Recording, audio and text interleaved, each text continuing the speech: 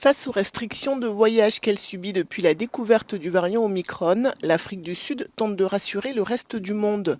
Le tourisme joue un rôle important dans l'activité économique du pays et à l'approche des fêtes de fin d'année, les professionnels du secteur espèrent que la situation va s'améliorer.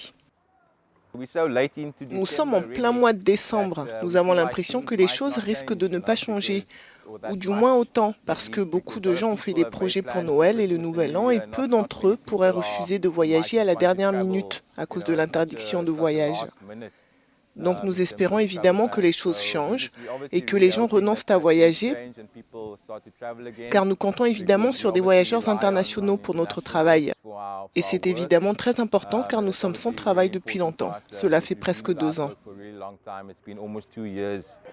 L'Afrique du Sud a enregistré cette semaine un nombre record de contaminations au Covid-19.